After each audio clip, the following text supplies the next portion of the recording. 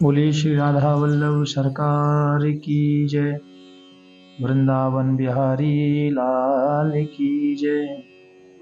श्री तिलपत वाले बाबा सूरदास जी महाराज की जय। प्यारे प्रभु प्रेमियों, आप भगवान जगन्नाथ धाम का दर्शन कर रहे हैं सत्संग के द्वारा। महाप्रसाद के बारे में आपने जाना, भगवान जगन्नाथ प्रतिष्ठा के बारे में भी आपने जाना। आज भगवान के परम भक्त हुए संत माधव दास बाबा, आज हम इसका दर्शन करेंगे। बड़ा निर्मल जीवन है संत का। ये माधव दास बाबा भगवान को सखा भाव में प्रेम करते हैं। प्यारे प्रभु प्रेमियों, आप श्री का जन्म तो ब्रज में ही हुआ था और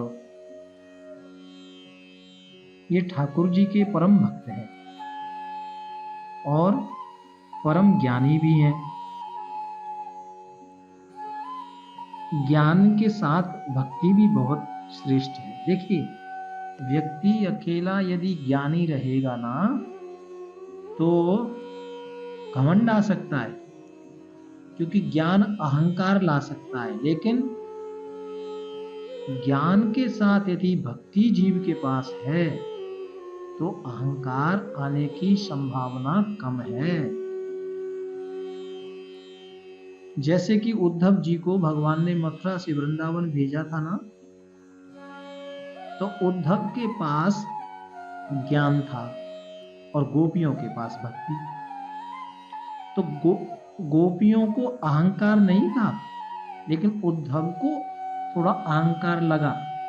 भगवान ने जब भेजा तो उद्धव जी ने कहा, मैं तो इतना पढ़ा लिखा ज्ञानी हूं, वो गंवार लोग क्या मेरे अनपढ़ लोग मेरी बात को समझ पाएंगे? ऐसा भाव था उद्धव के मन में। बाद में तो जब उनको भक्ति मिली तब तो फिर आप सबने श्रवण किया है उद्धव का क्या हुआ। तो कहने का तात्पर्य, ये जो महात्मा माधव जी महाराज हैं, संत माधव दास बाबा, ये ज्ञानी भी हैं लेकिन भगवान के परम भक्त हैं, बड़े विनम्र हैं। और पहले तो ये ग्रस्त में थे, लेकिन बाद में ये विरक्त संत बन गए। असारे संसारे, इनको लगा कि ये संसार असार है, तो भगवान ब्रज से भगवान जगन्नाथ महाराज की शरण में आ गए, जगन्नाथपुरी में आ गए और ये समुद्र के किनारे अपना निवास करने लगे। वहीं भगवान के श्री चरणों में अपने मन को लगा लिया। भगवान जगन्नाथ जी का निरंतर चिंतन करते, संकीर्तन करने लगे और इतना मन लग गया ठाकुर जी की नाम भक्ति में कि आज 3 दिन हो गए और 3 दिन से बाबा ने भोजन प्रसाद कुछ नहीं पाए, कुछ नहीं पाए। लेकिन ये जगन्नाथ का दरबार है मेरे प्यारे। मेरे ठाकुर जगन्नाथ ने देखा कि ये मेरा भक्त 3 दिन से बिना कुछ खाए, भूखा प्यासा, मेरे नाम से इस समुद्र तट पर पड़ा है। तो माता लक्ष्मी को आदेश दिया, मेरा भक्त 3 दिन से भूखा है। तो माता लक्ष्मी ने स्वयं अपने हाथों से संत माधव दास के लिए भोजन प्रसाद बनाया और वो स्वयं भोजन देने के लिए गई। क्यों? क्योंकि माता लक्ष्मी को लगा, जिस भक्त की चिंता मेरे ठाकुर को इतनी है, जरूर वो कोई आम व्यक्ति नहीं हो सकता, उसका तो दर्शन करना चाहिए। जिसको मेरे मोहन याद कर रहे हैं वो तो कोई दर्शन योग्य है। और माँ लक्ष्मी स्वर्ण थाली में सोने की थाली में सुंदर अपने हाथों से प्रसाद लेकर गए। बाबा तो आंखें बंद करके बैठे थे। शाम का समय, अंधियारा थोड़ा हो गया था। माता गई और बाबा के नजदीक वो थाली रख के भोजन प्रसाद की आ गई।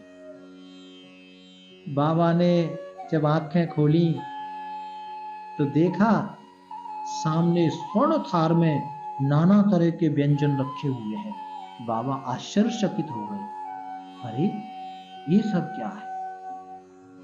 बाबा को लगा ये कोई साधारण व्यक्ति तो ऐसा नहीं कर सकता, ये जरूर मेरे जगन्नाथ की ही कृपा है।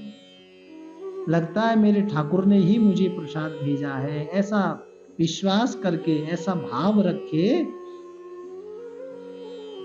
संत माधव दास जी महाराज प्रसाद थाली से पाने लगे। प्रसाद पा लिया और अब क्या करें, सो थाली को एक वस्त्र में लपेट के रख दिया। प्यारे प्रभु प्रेमियों, आज सुबह पुजारियों ने देखा भोग के समय तो ठाकुर जी की थाली नहीं थी। क्या हुआ क्या हुआ, शोर मच गया। बोले ठाकुर जी की थाली किसी ने चुरा ली, स्वर्ण थार था, कोई ले गया, कोई चुरा ले गया। ऐसे शोर मचने लगा, कौन ले गया कौन ले गया। तो सब ने ढूंढना शुरू किया। कोई समुद्र किनारे 4 पुजारी गए, 4 किसी किसी झोपड़ी में गए। पूरे जगन्नाथपुरी में ढोल पिट गया कि ठाकुर जगन्नाथ के भोग की थाली किसी ने चुरा ली। अब ये समुद्र किनारे गए तो बाबा पड़े थे बेचारे झोपड़ी में। वहां देखा तो बाबा के वस्त्र में, बाबा को लगा जिसकी है वो लेके जाएगा, संभाल के रखा। बाबा के यहाँ वो थाली स्वर्ण थाली मिली। पुजारियों ने बाबा को देखा, बोले ढोंग करते हो, भजन करने का ढोंग करते हो, और ये है तुम्हारी भक्ति। और इस तरह से बाबा को बहुत पीटा, बहुत डंडे लगाए। अब बाबा कुछ बोलते नहीं। बाबा मन में विचार करते हैं यही शायद कोई जगन्नाथ की लीला है। शाम को खिलाया, सुबह पिटवाया, चलो जाई विधि रहा के राम ताई विधि रही है। ऐसा मन में भाव रखे संत ने कुछ। लेकिन देखिए, डंडा तो संत को लग रहे हैं, लेकिन दर्द ठाकुर को हो रहा है। हाँ, यही तो भक्ति है, यही समर्पण है। आज पुजारी लोग थाली लेकर आ गए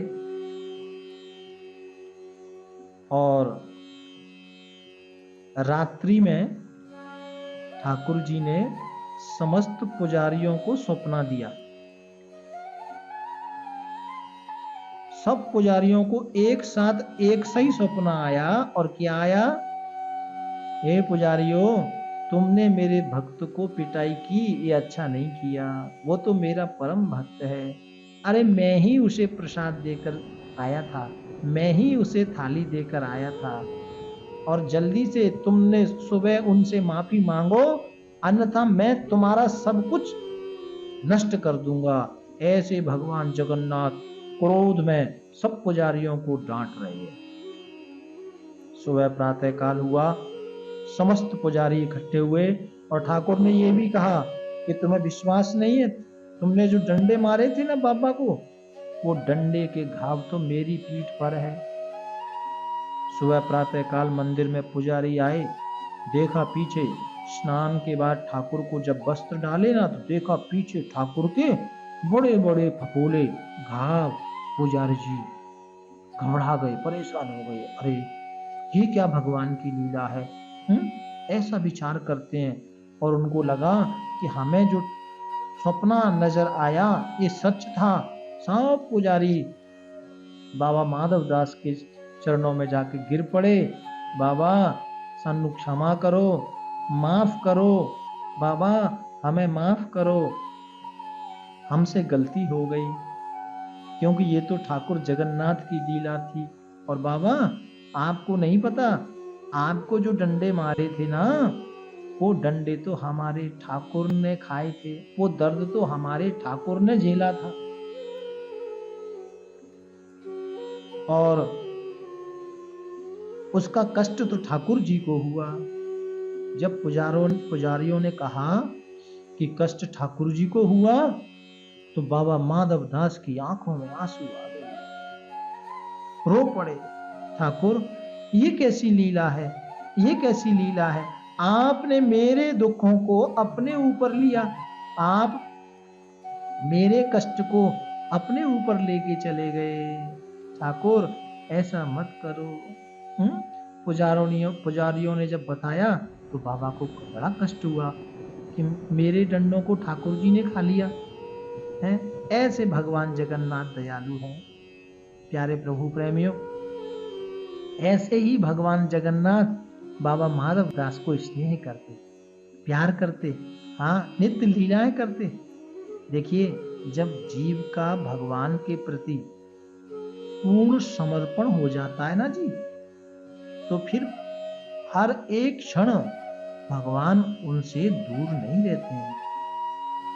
अब तो बाबा माधव दास जी मंदिर में दर्शन करने के लिए जाते तो कोई पुजारी कुछ नहीं कहता। कितनी भी देर तक बाबा दर्शन करें, सब पुजारी लोग बाबा का सम्मान करते और संत माधव दास जी नित्य प्रति भगवान की लीलाओं में खोए रहते। अच्छा, एक दिन की और एक घटना, ये सच्ची घटना है जो मैं आपको सुना रहा हूं, ये सच्ची लीला है भगवान की। एक दिन क्या हुआ कि बाबा समुद्र किनारे, ठंडियों का समय था, यही समय था, और अपनी झोपड़ी में सो रहे थे। अब बाबा को लगी रात्रि में ठंड, तो बाबा का शरीर ठंड से कांपने लगा। और जब संत का शरीर कांपा तो कहते हैं मंदिर में भगवान जगन्नाथ का शरीर कांपने लगा। भगवान समझ गए, मेरे प्यारे को ठंड लग रही है, मेरे मित्र को, मेरे सखा को ठंड लग रही है। ऐसा भाव मन ठाकुर के मन में आया और अपने मंदिर की रजाई लेकर, ठाकुर जी ने अपनी रजाई लेकर और जाके बाबा को उड़ा के आए। हाँ, और ऐसा, और सुबह पुजारियों ने देखा तो ठाकुर जी ठंड से कांप रहे हैं और रजाई है नहीं। बाद में पता लगा कि रजाई कहां गई, रजाई कहां गई, तो आवाज आई कि रजाई तो मैंने संत माधव दास को उड़ा दी। तो पुजारियों ने कहा, ठाकुर अपनी रजाई? अरे बोले, मेरे भक्त को ठंड लग रही थी, मैं ठंड सहन कर सकता हूं, लेकिन भक्त को मैं ठंड सहन नहीं करने दूंगा। ऐसा ठाकुर का प्यार, ऐसा भगवान जगन्नाथ का स्नेह संत माधव दास बाबा के प्रति। और कहा उसको अभी कुछ नहीं कहना, जब उनकी मर्जी होगी तो वो रजाई देकर जाएंगे, भगवान की आज्ञा। सुबह प्रातः काल बाबा उठे तो देखा और बड़ी अद्भुत रजाई बाबा उड़े हुए हैं। संत माधव दास बाबा को लगा, अरे ये तो मेरे ठाकुर की रजाई है। और बेचारे घबराए परेशान हुए, दौड़े दौड़े कांधे पर रखी मंदिर में आए और आकर के वो मंदिर में वो समर्पण कर दी और कहा, भैया ये रजाई ठाकुर जाने कैसे पहुंच गई, पुजारी तो सब जान ही गए थे। कहने का तात्पर्य यह है कि रजाई बदली नहीं गई, वही रजाई ठाकुर को उड़ाई गई। मतलब भगवान कह रहे हैं कि जो मैं हूं वही मेरा भक्त है, मुझ में और मेरे भक्त में कोई अंतर नहीं है। प्यारे प्रभु प्रेमियों,